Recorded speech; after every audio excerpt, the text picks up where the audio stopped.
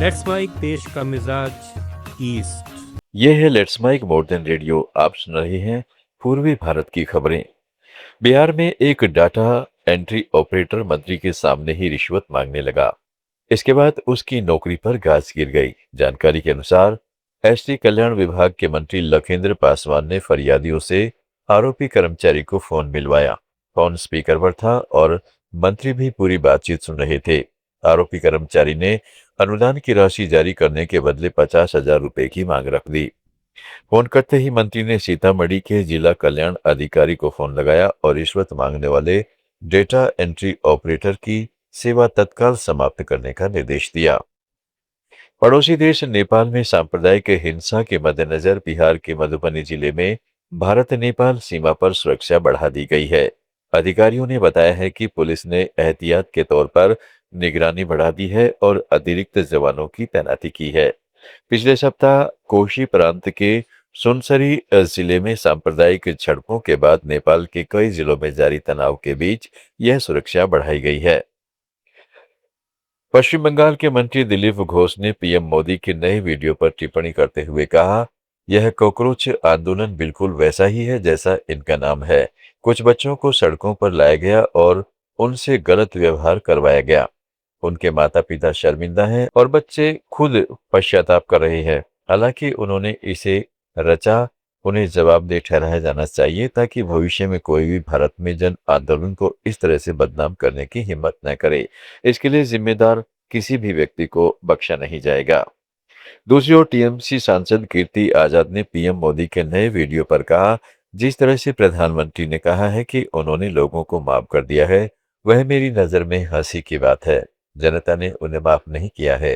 भाजपा की एक सांसद जो एक्ट्रेस भी है ने जैन जी को गटर कहा। उन्होंने महिलाओं के बारे में अपमानजनक बातें कही। यह बहुत दुखद है कि हम तो प्रधानमंत्री से छात्रों से माफी मांगने के लिए कह रहे हैं, इसके बजाय वो कह रहे हैं कि उन्होंने दूसरों को माफ कर दिया है। हमारी नजर में यही असली त्रासदी है। छत्तीसगढ़ के मुख्यमंत्री विष्णुदेव साय ने दिल्ली में भाजपा के राष्ट्रीय अध्यक्ष नितिन नवीन से मुलाकात की। इस बैठक में छत्तीसगढ़ के विकास, सुशासन, संगठनात्मक समन्वय और जनहित से जुड़े विभिन्न समसामयिक मुद्दों पर चर्चा की गई।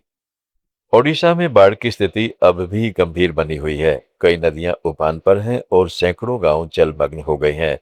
मुख्यमंत्री मोहन चरण मांझी ने भद्रक, बालासोर, जाजपुर और क्योंझर के बाढ़ प्रभावित इलाकों का हवाई सर्वेक्षण किया। उन्होंने वरिष्ठ अधिकारियों के साथ राहत, बचाव और पुनर्वास कार्यों की समीक्षा भी की। हीराकुंड बांध का जलस्तर बढ़कर 625 फीट के ऊपर पहुंच चुका है। बांध के 22 गेट खोले गए हैं। कई जिलों में गांव, सड़कें और खेत जलमग्न हैं, जिससे सामान्य जनजीवन प्रभावित हुआ है। इस बीच मौसम विभाग ने अगले 24 घंटों के लिए 20 जिलों में तेज बारिश को लेकर येलो अलर्ट जारी किया है। विभाग ने 6 अगस्त तक राज्य में बारिश की जारी रहने की संभावना व्यक्त की है और लोगों से सतर्क रहने को कहा है। जम्मू कश्मीर के कुलगांव जिले में हुई आतंकी हमले ने छत्तीसगढ़ के 2 परिवारों की खुशियां छीन ली हैं।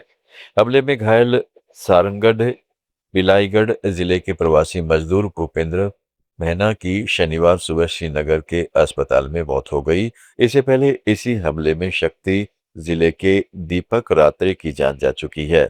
दोनों मजदूर रोजगार की तलाश में जम्मू कश्मीर में आए थे। जम्मू कश्मीर के मुख्यमंत्री ने मृतकों के परिवारों को मुख्यमंत्री राहत कोष से 10-10 लाख रुपए की अनुग्रह राशि देने की घोषणा की है। यह जिला प्रशासन की ओर से दी जाने वाली 6-6 लाख रुपए की तत्काल सहायता के अतिरिक्त होगी। रांची में जेपीएससी और जेएसएससी परीक्षाओं में कथित धांधली के खिलाफ छात्रों का हल्लाबोल प्रदर्शन जारी है। छात्रों ने पारदर्शी तरीके से परीक्षा लेने की मांग की है। आंदोलन में शामिल होने बोकारो से पहुंची एक छात्रा मंजू ने बताया कि उसने पोस्ट ग्रेजुएट टीचर की परीक्षा दी थी। परीक्षा में 300 में से 299 अंक आए, लेकिन उसका सिलेक्शन नहीं हुआ। छात्र मंजू के इस बयान के बाद छात्रों ने हेमंत सोरेन सरकार से जवाब मांगा है।